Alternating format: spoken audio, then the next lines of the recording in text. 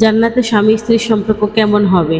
কোরআন ও হাদিসের আলোকে যে স্বামী স্ত্রী দুনিয়ায় একসাথে আল্লাহর পথে চলেছে, তারা কি জান্নাতেও একসাথে থাকবে?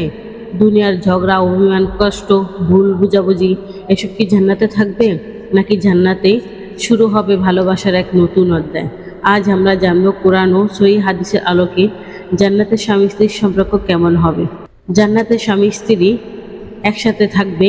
আল্লাহ তাআলা কোরআনে বলেন, তোমরা এবং তোমাদের স্ত্রীগণ আনন্দের সাথে জান্নাতে প্রবেশ করো। এই আয়াত থেকে আমরা জানতে পারি মুমিন স্বামী স্ত্রী জান্নাতে একসাথে থাকার সৌভাগ্য লাভ করবে।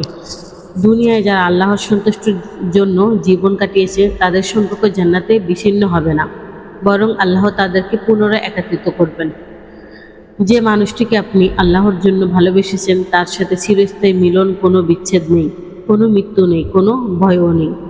জান্নাতে হৃদয়ে কোনো কষ্ট থাকবে না।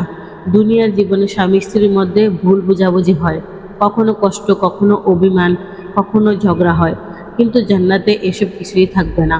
আল্লাহ বলেন, আমি তাদের অন্তর থেকে সব বিদ্বেষ ও কষ্ট দূর করে দিব। সূরা আরাব আয়াত 43।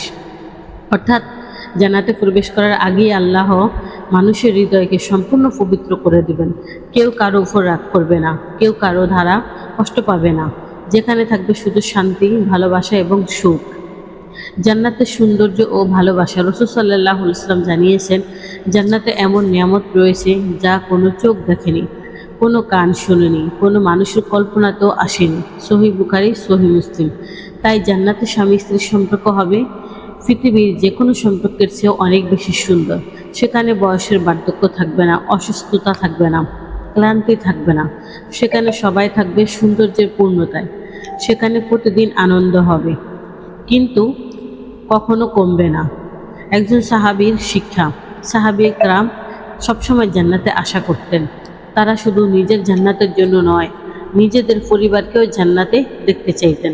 কারণ তারা জানতেন দুনিয়ার সম্পর্ক সাময়িক, কিন্তু জান্নাতের সম্পর্ক চিরস্থায়ী। তাই তারা পরিবারকে নামাজকে দিকে রাখতেন, কোরআন দিকে রাখতেন, আল্লাহর অনুগত্যের দিকে রাখতেন। আজ আমরা যাই চাই জান্নাতে আমাদের প্রিয় মানুষদের সাথে থাকতে, তাহলে আজ থেকে পরিবারকে আল্লাহর পথে ডাকতে হবে। স্বামীকে, স্ত্রীকে, সন্তানকে আল্লাহর কথা মনে করিয়ে দিতে হবে। কারণ জান্নাতে একসাথে থাকার সবচেয়ে বড় শর্ত হলো একসাথে আল্লাহর অনুগত করা।